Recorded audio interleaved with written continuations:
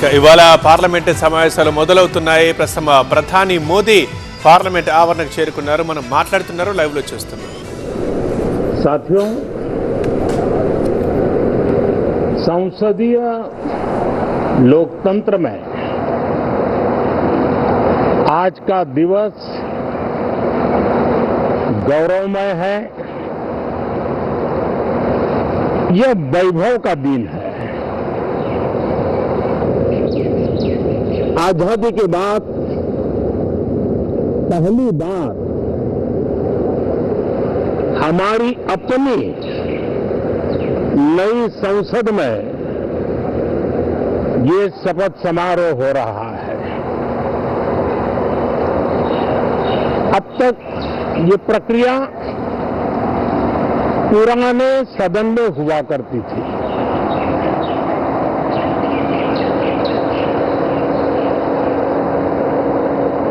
आज के इस महत्वपूर्ण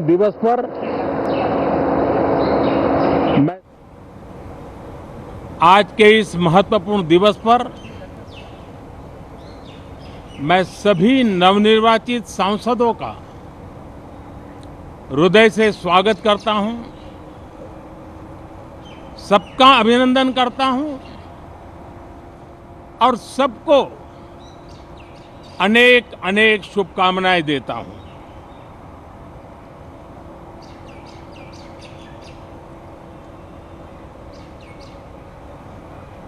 संसद का ये गठन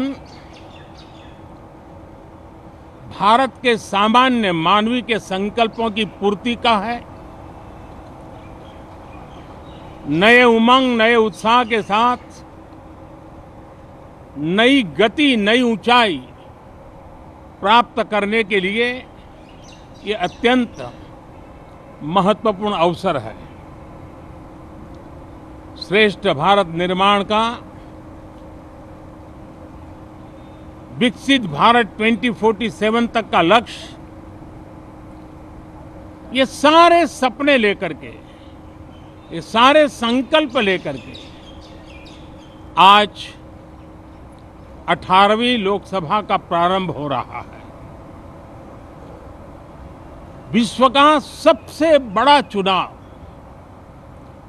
बहुत ही शानदार तरीके से, बहुत ही गौरवमय तरीके से संपन्न होना, ये हर भारतीय के लिए गर्व की बात है। 140 करोड़ देशवासियों के लिए गर्व की बात है। करीब 65 करोड़ से ज्यादा मतदाताओं ने मतदान में हिस्सा लिया। यह चुनाव इसलिए भी बहुत महत्वपूर्ण बन गया है कि आजादी के बाद दूसरी बार किसी सरकार को लगातार तीसरी बार सेवा करने के लिए देश की जनता ने अवसर दिया है। और ये अवसर 60 साल के बाद आया है। ये अपने आप में बहुत बड़ी गौरवपूर्ण घटना है। साथियों, जब देश की जनता ने तीसरे कार्यकाल के लिए भी एक सरकार को पसंद किया है, मतलब उसकी नीयत पर मोहर लगाई है, उसकी नीतियों पर मोहर लगाई है, जनता जनार्दन के प्रति उसके समर्पण भाव को मोहर लगाई है। और मैं इसके लिए देशवासियों का हृदय से आभार व्यक्त करता हूं। गत 10 वर्ष में जिस परंपरा को हमने प्रस्थापित करने का निरंतर प्रयास किया है, क्योंकि हम मानते हैं कि सरकार चलाने के लिए बहुमत होता है, लेकिन देश चलाने के लिए सहमति बहुत जरूरी होती है। और इसलिए हमारा निरंतर प्रयास रहेगा कि हर किसी की सहमति के साथ, हर किसी को साथ लेकर के मां भारती की सेवा करें, 140 करोड़ देशवासियों की आशा आकांक्षाओं को परिपूर्ण करें। हम सबको साथ लेकर के चलना चाहते हैं, सबको साथ लेकर के संविधान की मर्यादाओं का पालन करते हुए निर्णयों को गति देना चाहते हैं। 18वीं लोकसभा में हमारे लिए खुशी की बात है कि युवा सांसदों की संख्या अच्छी है। और हम जब 18 की बात करते हैं तो भारत की परंपराओं को जो जानते हैं, भारत की सांस्कृतिक विरासत से जो परिचित हैं, उनको पता है कि हमारे यहाँ 18 अंक का बहुत सात्विक मूल्य है। गीता के भी 18 अध्याय है। कर्म, कर्तव्य और करुणा का संदेश हमें वहां से मिलता है। हमारे यहाँ पुराणों और उपपुराणों की संख्या भी 18 है। 18 का मूलांक 9 है और 9 पूर्णता की गारंटी देता है। 9 पूर्णता का प्रतीक अंक है।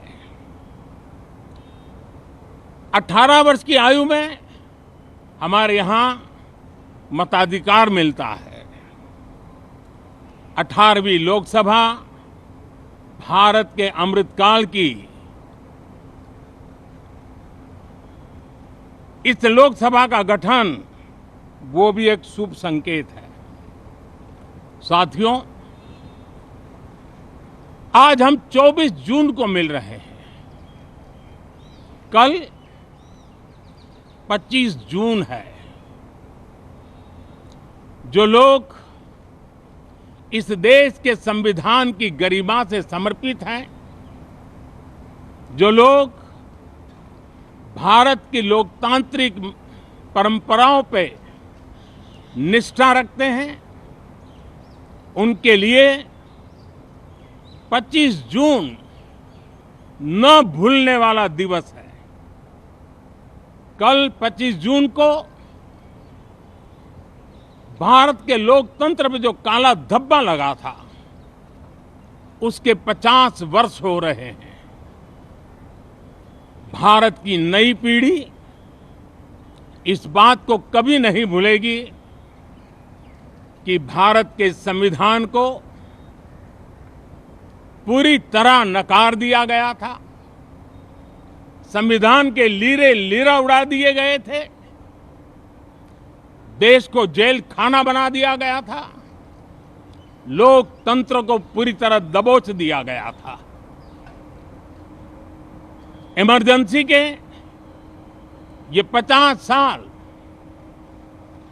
इस संकल्प के हैं कि हम गौरव के साथ हमारे संविधान की रक्षा करते हुए भारत के लोकतंत्र, लोकतांत्रिक परंपराओं की रक्षा करते हुए देशवासी संकल्प लेंगे कि भारत में फिर कभी कोई ऐसी हिम्मत नहीं करेगा जो 50 साल पहले की गई थी और लोकतंत्र पे काला धब्बा लगा दिया गया था। हम संकल्प करेंगे जीवंत लोकतंत्र का। हम संकल्प करेंगे भारत के संविधान की निर्दिष्ट दिशा के अनुसार जन सामान्य के सपनों को पूरा करना। साथियों, देश की जनता ने हमें तीसरी बार मौका दिया है। ये बहुत ही महान विजय है, बहुत ही भव्य विजय है।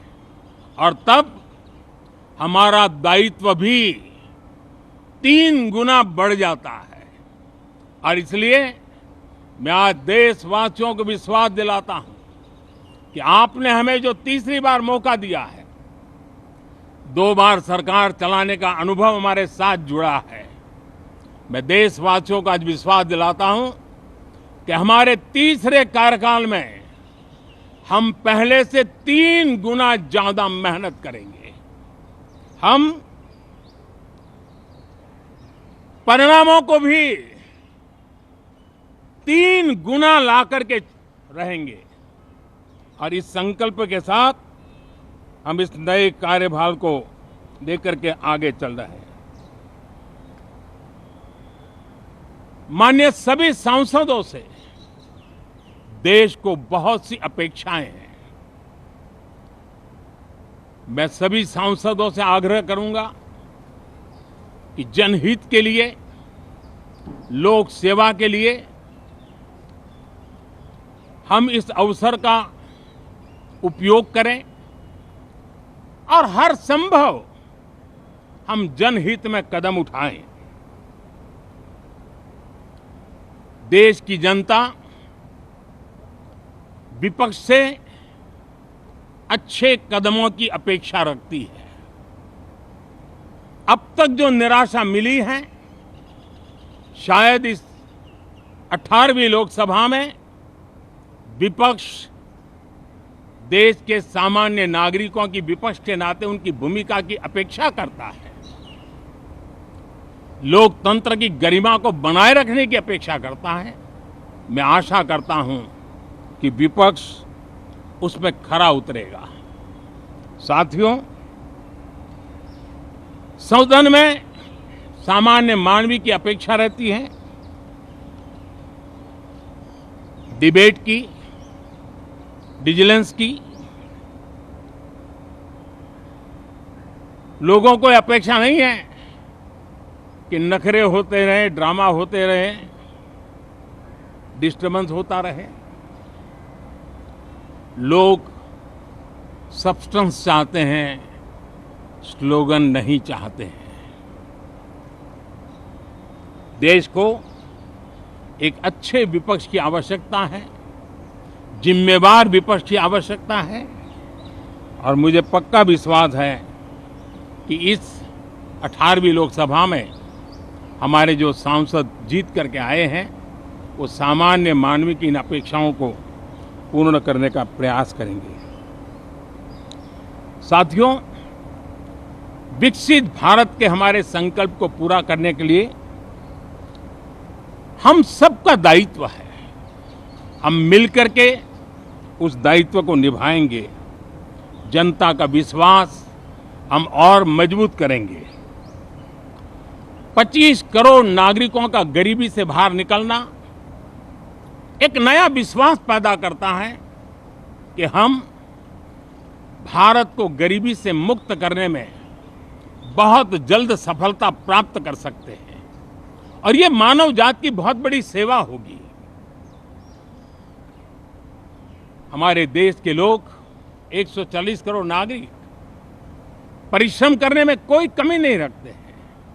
हम उनको ज्यादा से ज्यादा अवसर जुटाएं, इसी एक कल्पना। और हमारा ये सदन वो एक संकल्प का सदन बने। हमारी 18वीं लोकसभा संकल्पों से भरी हुई हो, ताकि सामान्य मानवीय के सपने साकार हो। साथियों, मैं फिर एक बार विशेष करके नए सांसदों को बहुत बहुत बधाई देता हूं। सभी सांसदों का अभिनंदन करता हूं और अनेक अनेक अपेक्षाओं के साथ आइए हम सब मिलकर के देश की जनता ने जो नया दायित्व दिया है उसको बखूबी निभाएं, समर्पण भाव से निभाएं। बहुत बहुत धन्यवाद साथियों।